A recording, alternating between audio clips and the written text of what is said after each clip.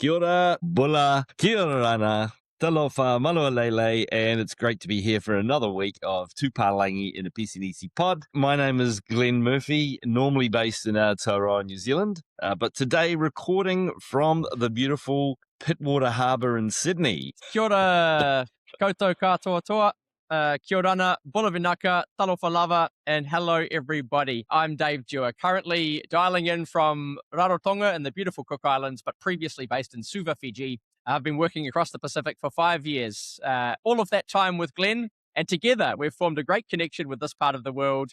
We've loved helping businesses understand what it takes to succeed here, and we're really excited to be telling these incredible Pacific business stories through this weekly podcast. And in this episode, we have a special treat because we get to tell on Noah with Sir Ewan Smith, the founder and operator of Air Rarotonga.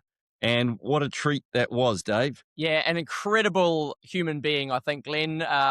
Ewan's story is quite well known. He was knighted for his services to the Cook Islands, but also to that relationship with New Zealand and the business community over here over so many years. And listening to him tell the story about how he started that airline, Air Rarotonga, in the 1970s and drove it to what it is today, you can absolutely see the incredible contribution that he's made to the economy here and to the lives of so many Cook Islanders and New Zealanders who have travelled to enjoy this incredible part of the world. Yeah, it was a terrific discussion, and I'm looking forward to hearing it again in a minute. But first of all, how was your week been, Dave? What's been going on? My week's been pretty good, Glenn. I think we are getting into the swing of things in the year here, and my boys have just started their rugby league season. Unfortunately, it's actually been rained off today because Rarotonga's getting absolutely deluged by some serious rainfall. But it's been great to see some other sporting codes starting up as well. And I guess after our chat a few weeks ago, we should give some commiserations to our friend Josefa. A bit of an upset for the Drua in the Clash of the Pacific last night, wasn't it? Yeah, I didn't see the game last night, but I watched the highlights this morning, and it looked like some great rugby was played, but gosh, I was surprised at the result. So, wonderful result for Moana Pacifica, but yes, as you say, our friend Josefa at the Drua, probably not such a good feeling this morning. Yeah, Isale to Joe and to all of the team at the Drua, but yeah, fantastic result for Moana. Yeah. Hey, look, one of the highlights for me in the week, Dave, is, as you know, I'm a big fan of American football. And so it was Super Bowl Monday, the week just gone. And, of course, in that game, playing for the Seattle Seahawks was Auckland-born Tongan George Halani. And that was just amazing to see him. And he made a couple of really good touches of the ball, did a couple of great carries. So played a real part in the success of the Seahawks. Great to see a New Zealand-born Tongan with a Super Bowl ring. Yeah, how cool was that? And he's not actually the only Pacific Islander on the field there. In fact, there's an incredible number of Pacific Island heritage players throughout the NFL. And you can see why, what an incredible talent. But what I really liked was how he entered the stadium. He's wearing the full cultural attire, and it's clear how much that means to him and to his family, but also what he's doing to, for the awareness of Tongan culture. Hey, and on that note, Dave, let's get into the talanoa. Let's move on and let's talk to Sir Ewan Smith. That sounds great. And of course, this was recorded separately. Really looking forward to listening to it again. Well, we've been talking a lot about tourism over the last couple of weeks, and I let slip last week that we had a very special guest who might be joining us, and I'm delighted to be welcoming this week Sir Ewan Smith. So Ewan, who many, I think, in New Zealand will certainly have heard of, is, of course, the founder and now managing director of Air Rarotonga. Now, that'll be a name very familiar to Kiwis who have travelled over to this beautiful part of the world over many years. So Ewan, pleasure to have you with us today. It's a real privilege, and thank you very much. Thanks, David and Glenn. Yeah, good to be here. Yeah, kia ora, Ewan, and thank you very much for joining us. So we usually start these sessions by asking our guests to tell us a little bit about their own history. And so I wonder if you don't mind just letting us know how is it that you came to be running this airline here in the Cook Islands? Well, that sort of goes back to the beginning of my aviation career, where I learned to fly. I got a commercial pilot's license. At the same time, I did an aircraft engineering apprenticeship and gained an aircraft engineer's license. And the combination of those two things got me here in 1973 when the airport opened. And at that stage, Air New Zealand bought a Britten-Norman Islander to maintain services to Aitutaki. So, I mean, I was pretty young. I was 22 when I came here, not a lot of experience, but because I had dual licensing, I was able to come here as its only employee and able to fly and certify the aircraft. So that's what got me here, rather than the job going to somebody with a lot more experience, really. That sounds like quite a lot of responsibility for somebody of that age, Ewan. How was that? Well, you do, but at 22, you don't know what responsibility is, so it doesn't bother you. Good point. You're sort of ready for anything at that age. Yeah. Yeah, it was. I mean, when I look back at it now, I think that because I was the only pilot on the island, and so I used to get invited to all sorts of things, from the premier downwards. I was at their functions and all the rest of it, and I just wondered what people. Now I wonder what people really thought. This sort of kid still with a bit of acne, wandering around as the chief pilot of the national airline, effectively. From there, I worked there for 4 years, and the deal was supposed to be that after about 3 years, I was going to be offered a DCO co-pilot's course back in Auckland with Air New Zealand. But at about 1976, I think the airlines merged, NAC and Air New Zealand, and it changed the recruiting pathway. And during that time, I'd become very involved here in constructing airstrips on some of the other islands. I had a lot of friends here, and so I started getting the idea of starting my own operation. And again, as I said, when you need to do that when you're young and stupid, because you certainly wouldn't do it when you're older. Yeah, right.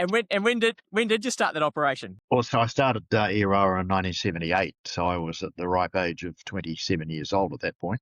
Holy cow! The thing is that and I started in conjunction with who was the guy that was the Air New Zealand station engineer here then, and we were good mates.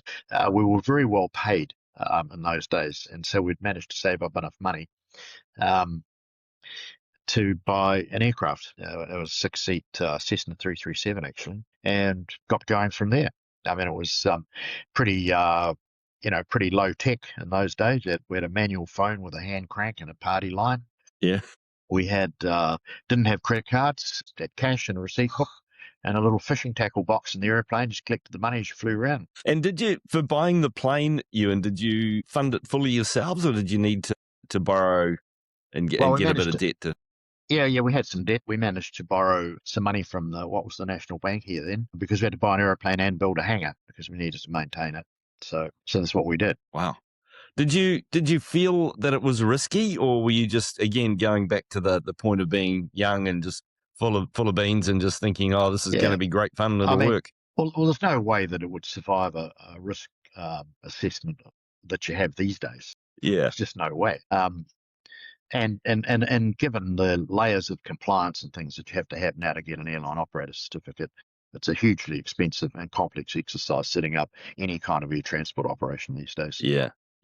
No, what was the original idea, Ewan? So, when you're sort of thinking about, you've come from Air New Zealand, you've been doing that kind of international route, you've seen some of the opportunities around domestic air services in Cook Islands itself.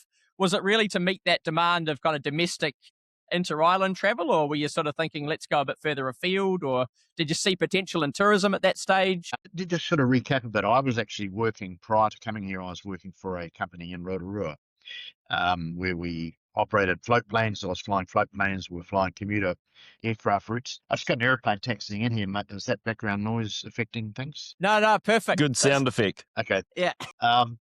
So I was recruited from that company by Air New Zealand to come here. So I didn't have any experience with them as a company or anything other than just my general aviation. So, I mean, that's how that started. I mean, as I said, you're just you're confident in your own ability in those days. What did happen was that I got involved with the local government here, Cook Island government, and some other people in building the first couple of airstrips.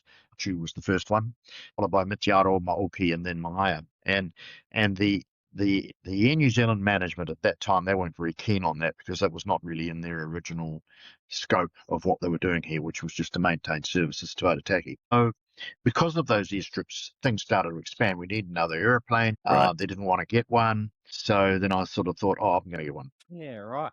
And so sort of thinking about how that business has evolved over the years, you've got a great tourism market in terms of that that Rarotonga Arataki route, but you've also got a role transporting people all around the various islands. I guess my question is kind of, what does success look like? What is At the outset, there was very little tourism here. So these were just really just essential services, effectively public air services to these places, carrying government personnel, private passengers, that sort of things.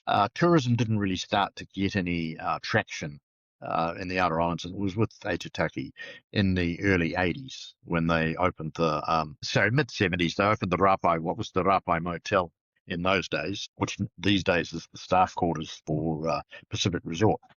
So that was the first accommodation of any scale over there. I think it was about 8 or 12 units. And we found it quite hard to break into that because Air New Zealand, through Cook Island Airways, through Air New Zealand, had all the agency arrangements in New Zealand, which is where the tourists were coming from. So we found it very hard to break into that. So we basically carried on, pursued the other islands and just local traffic mainly until we got to a point in 1982. There was a new hotel being built, which is now the Arataki Lagoon Resort. At that stage, it was called Akitua, and it was built. And so we took a deep breath and borrowed more money and went and bought a 10-seat, 10-passenger Beechcraft Queen Air. We got the aircraft here, and the hotel went broke. So we now had a mortgage, an aeroplane, and no hotel. From there, we ventured up north to Penryn and then Rarotonga when they built the airstrip there. So we were doing a bit of northern group stuff, which Cook Island Airways couldn't do because their aircraft didn't have the range. But probably more importantly, we got involved in a boat operation on the lagoon in Arataki and started the Arataki Day Tour, which today is our flagship product. Oh, right. So I hadn't realised that started that early. Well, it did. We started that, and we also started our own in-house tour operation because again, back in those days, agents in New Zealand would sell through United Travel, through Air New Zealand system. And so in order for us to compete, we needed to go directly to agents. And so we put together Island Hopper. It was called originally Island Hopper Excursions. That later became Island Hopper Vacations. And so that was our own integrated tour operation. And that, combined with the day tour, is where we really started to get some traction. It's an interesting sort of pivot you talk about because, even like thinking about your comments about life. So when you've got a mortgage and maybe you've got a family at that point and then something like that happens where you've, got yourself into, a bigger amount of debt and then you have a real problem in terms of the hotel going broke. What did that feel like? Can you remember what, Well, yeah, I mean, in the history of the company in the 50 years, we've had quite a lot of pivotal moments like that. Right. As you can imagine, with the various economic crises and political crises and all the rest of it. But you're right. There's no doubt when you only get under that pressure, that's what gets the creative juices flowing. I'm a very, very keen proponent of private enterprise and innovation and the fact that when people are under pressure like that, you are creative. You do come up with new things. You find new ways to do things. Yeah. Good point. Well, that's a really interesting point because I guess if you think about your airline relative to some of the other ones that operate across the Pacific, the traditional model has been that big sort of sovereign stake in a lot of them. So you've managed to make it work arguably a lot more successfully than some of those other ones. What's your sort of comment on that, and how would you kind of characterize just that kind of success metric across the Pacific in aviation more generally? Well, I think if we talk about the small island states and actually exclude PNG because it's a big country with a huge population and natural resources, and Fiji because it's got a big population and a big tourism and other industries. If you deal with the small island states, it comes down to this. There's the haves and the have-nots. The haves have got a tourism industry, the have-nots haven't, because that's what drives everything else. People point to the reliance on tourism of the Cook Islands, that being 85% of GDP. Well, so what? It's great. It's a real success story. Yeah. We're not going to go dairy farming here or growing forestry. So, tourism is a great industry and it's proven its durability. 9/11, the GFC, COVID. What's the first thing to recover and get up and running is tourism. People, as soon as they can get out, they go and spend money.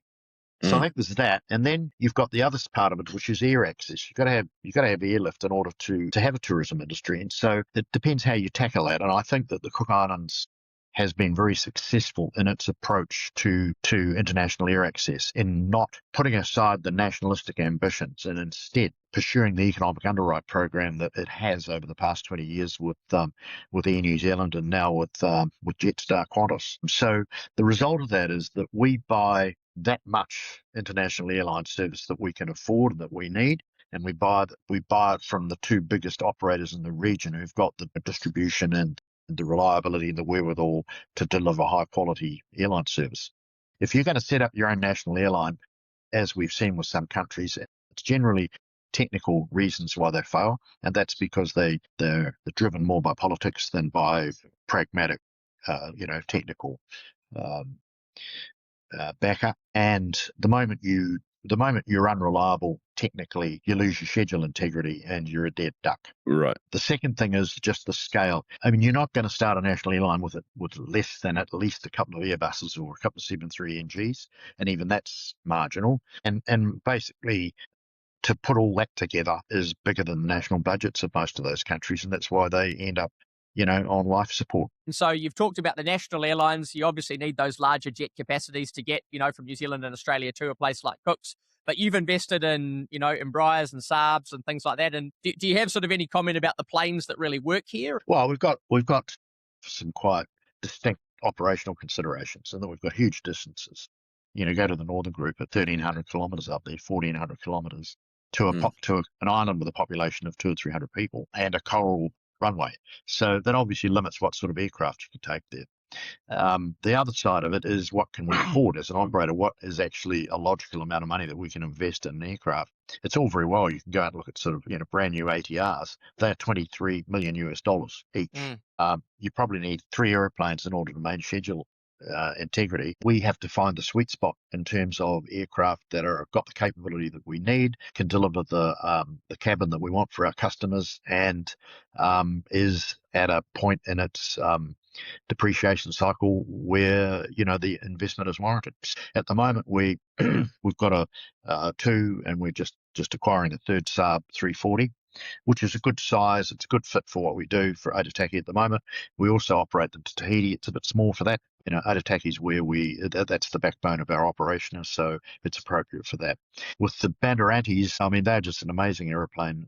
They're bulletproof, they're very, very rugged, and they're just perfect for some of the things we do with them. And at the moment, we're casting about to look at as to what we will ultimately replace those with. And does the serviceability piece kind of play into it as well?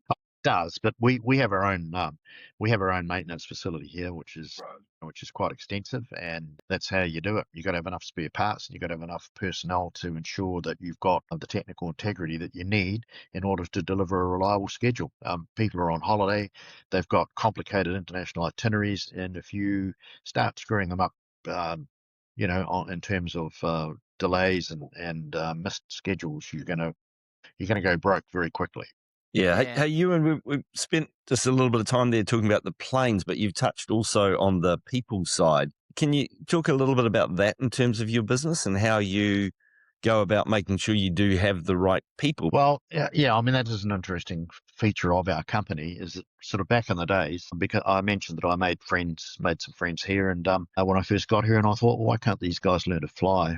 So we sort of got involved, and I got involved with them because they were my friends, and they went away and got New Zealand pilot licenses, that sort of thing, and they or their kids are still here.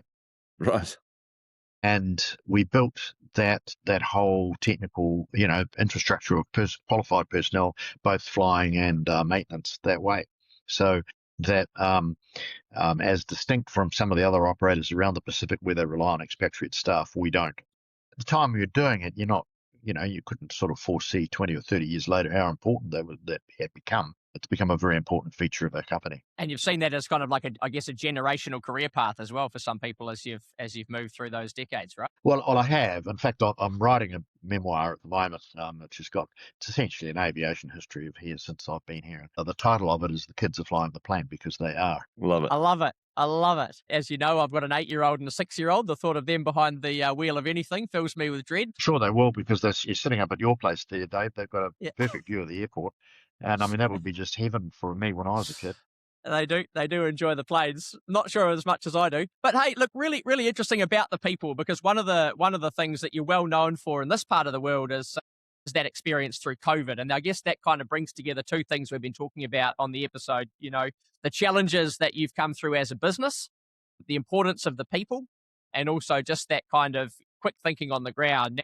But you know, you famously kept all of your staff on throughout that period, but it must have been a extraordinarily existentially difficult time for you as an individual and as a business. So I'm just really keen to know, like, what that was like. What did it mean for you guys day to day, and sort of what did you learn from it, you know, coming out of that? Well, yeah, I think it was. I mean, COVID was probably one of the most extreme events that's challenged us as a business, for sure. The first part is the good thing was that in our cycle of investment and stuff, we went into COVID without a lot of debt.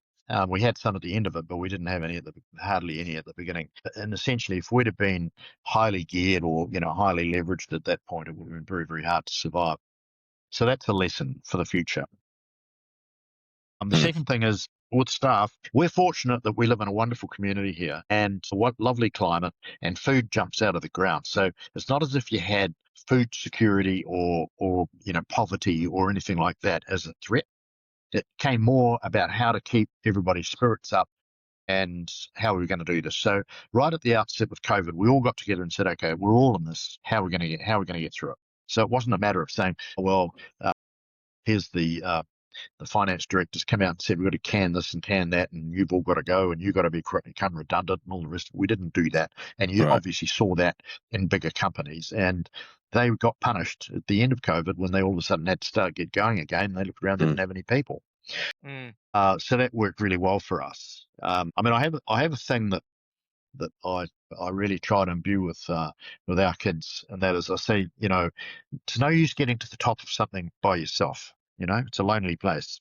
Right. So I said every now and again, I mean, if you're leading a group of people or you're with a group of people, every now and again, just pause, go back, and make sure you're bringing your friends and your colleagues with you. Yeah. Because not everybody wants to lead. A lot of people just want to follow valid leadership. So building a little bit on that too, and continuing on with the people discussion, a lot of the island nations, and I include New Zealand in this at the moment, are struggling to retain talent within their country because there are other opportunities in bigger markets offshore. Do you have that issue, and how do you cope, or how do you work with that? You do. You do. I mean, it's the thing. I grew up on a farm in east of Taiapi, in the central North Island, and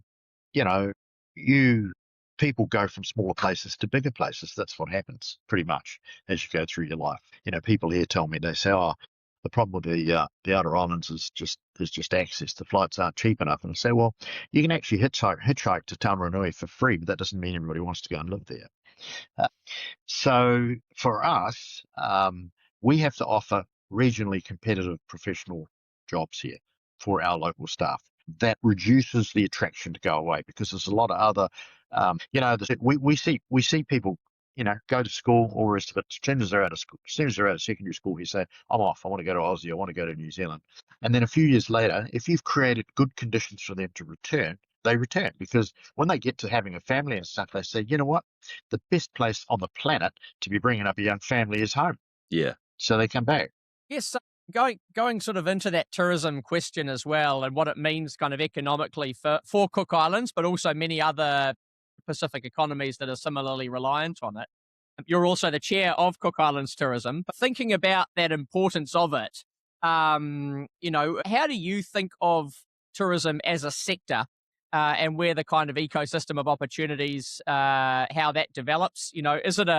Is it a one-size model that works just really well, keep doing it, or do you see opportunities for it to grow and evolve, and where are those? Well, I think, it has been my privilege to chair tourism for the last 15 years or so. But look, tourism here is just become it's a great fit for the Cook Islands, and the reason for that is that our tourism industry has effectively grown pretty much organically. It is locally owned. And one of the things that we have in tourism this year is we have a new focus on stewardship.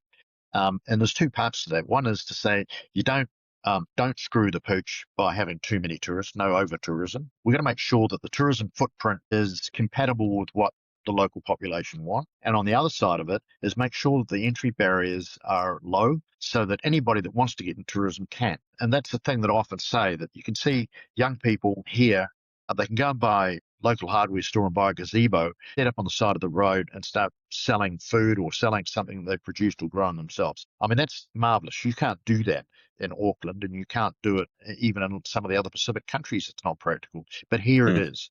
And a year later, you see they've got a food truck, and a year later, they've got a cafe. Right. You see the same in terms of, there's been a phenomenon lately, which is these turtle tours out on the southern side of the island. There's about 15 or 18 operators out there, and they're all owner-operators who started there in recent years and are now running successful businesses. So that's amazing. And that's the strength of our industry here. I think, if I just say the thing here is, I think that even today, in fact, more so today, every Cook Islander has the levers. Yeah, they've got the economic levers to manage their own personal prosperity. If they want to work hard, they can earn more. If they want to innovate, they can earn more. If they want to do nothing, they can do nothing. So that's why I believe we have we have a pretty contented society here and community, and it has its own level of prosperity in many ways. Nobody's stupendously rich, but nobody's poor. Yeah, I really like that take, Ewan, and I think that's absolutely matches my experience. So that's a very important aspect of the model here, though, and that is the Airbnb sort of phenomena, is that a lot of local people got Airbnbs and they're owner-operators, and they can get into that business. A visitor can come here and just plonk down anywhere on the island in an Airbnb and feel very, very welcome and enjoy themselves. Yeah, no, thinking about that demand side of the equation, though, traditionally, obviously, New Zealand's been a huge component of the Cook Island tourism market. New Zealanders have their own way of consuming tourism, and different markets react differently. And we've got a lot more Australians coming in with the Jetstar flights that are here. And then you also have a bit of a strategy working with Tahiti and I guess bringing in people from there. So what do you notice about the different demand drivers for the different cohorts of people coming in from, say, North America, and how do you adapt the offering to meet some of those? Yeah, well, it's a matter of trying to have a balanced portfolio, really, because if you rely too much on a single source for your visitors, then you're going to suffer whatever economic maladies are going on there. So I think we've got quite a sweet balance at the moment in terms of our New Zealand and Australian portfolios. The international visitor surveys here tell us that the Aussie market we get is sort of just a slightly higher spending level, because it's quite a long way to go. This is not a short haul holiday from Australia, it's a medium haul. And so you get people that spend a bit more money.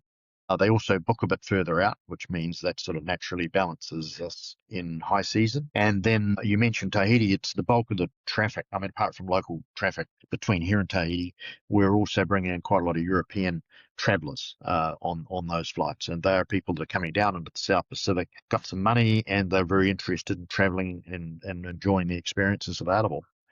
Yeah, it's quite a good balance at the moment. Aitutaki, from our point of view, is that's a discussion we're having at the moment with people there, saying, everybody's got a job that wants one. There's opportunities for people to set up businesses if they want to. How much more do you need at the moment? Yeah, and I guess thinking about that sort of the future and that thought about overall numbers and how many do you want and what sorts of tourism do you want? Like, I wonder if can you let us in on a bit of that thinking? Like, what do you see as being kind of the future for Cook Island tourism, or where's that kind of conversation going, do you think? I think our strong point is hospitality. I mean, it goes back, the basic proposition is this. We have a unique Polynesian culture showcased in a tropical Pacific Island setting. The outstanding feature of this is not service. You'll never get service from people who don't need to be servile, but you get wonderful hospitality. Well, so as soon as you start crowding it, you start diluting that hospitality and losing it. So I think it's a matter of just managing that balance. You've got an environmental constraint, you've got a social constraint, you've got all those sorts of things. So therefore, don't lose sight of why it is that people come here, which, as I said, a unique Polynesian culture in a nice place, who are very hospitable. Yeah. You lose one of those and you lose the whole thing. I love that take. I think that I couldn't agree more with that about why you'd want to come to the Pacific. And that's the beauty and the fun of it, and why people, I think, fall in love with it, and probably why people stay for so long.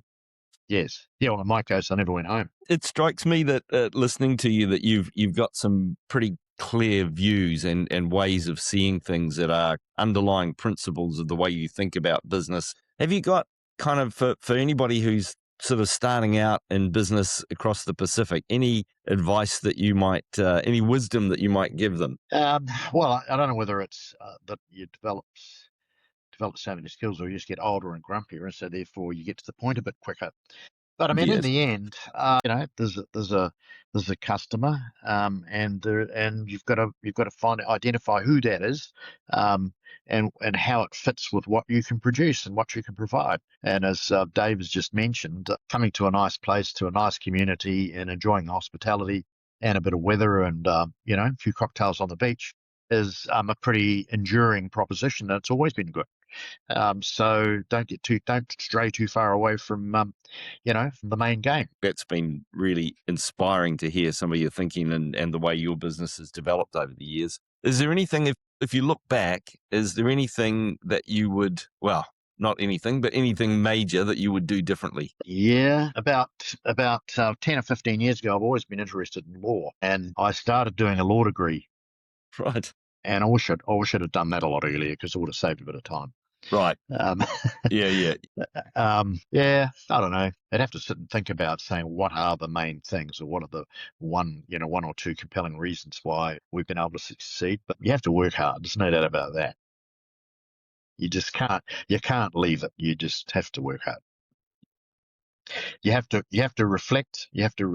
Unless you reflect on some of the lessons you've learned, you're just bound to repeat them. That's been a fantastic discussion from my point of view. I've learned a lot.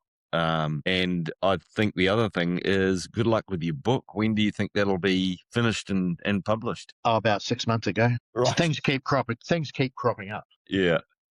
Oh, well, look, I'm sure it'll be a great read when it does come out. The kids are flying the plane. I look forward to seeing it in bookstores and having a good read and getting a lot more background. Okay, sounds good. Thanks. Ben. Yeah, thanks, you, and lovely to meet you. Appreciate it. Okay, cheers. Okay, Bye-bye. bye. Well, Dave, All right. wasn't that just a great talent to have, and some fantastic stories from Sir Ewan? Thanks so much for setting that up. And it was wonderful to hear his history and how he got started as a 22-year-old, heading to the Cooks, and then actually setting an airline up when you're 27. My goodness, wouldn't that be exciting? But I think the other thing is just listening to the way, like many very successful entrepreneurs and kind of hard-driven business people, they actually have some quite simple principles that they tend to stick to, and that certainly came through from him. Great to be back with two Palangi and a Piece and Easy Pod for another week. And Dave, any thoughts and anything that's coming up this week that you think is worth commenting on? Yeah, absolutely, Glenn. Me takumata to Sir Ewan. What an awesome conversation. Huge clarity. Making what is fundamentally a very complex business seem just so simple. What a great person to have in a place like Cook Islands as well, because he's also applying that same clarity to the tourism industry here. I hope there's some really usable information in that for some of the other markets and people listening in from around the region. Do you want to tell us what's coming up in the week ahead and read us out? And one thing that I think is probably worth looking out for, and I actually spotted this through the Cook Island News when the newspaper reported that Prime Minister Mark Brown would be heading off to an event up in Honolulu, and it looks like the East-West Center, which is a big US think tank headquartered in Hawaii, is going to be hosting, through the US government, a large investment summit. And given that Prime Minister Brown's heading up to it, we can expect, I suppose, that there'll be other leaders from across the region attending this. And from what I could read on the East-West Centre's website, it looks like this is really about engaging economic development and unlocking economic growth through private sector investment in the regions. And I think, that's one to look out for. The dates I saw, looks like it's happening around the 22nd, 23rd of February. So around about a week's time, and perhaps our next episode in a week, we might have a little bit more detail around what's being talked about. That, I think, is a good one for our audience to be aware of and keep an eye on. But, in the meantime, as ever, I hope you enjoyed listening. Please subscribe to our various channels, tell your friends, and feel free to get in touch with us. As you know, we have a Gmail address, 2.palagi palagi@gmail.com. You can follow us on Apple, Spotify, and now YouTube. This has been Tupalangi in a Pisinisi Pod for the week ending 14 February.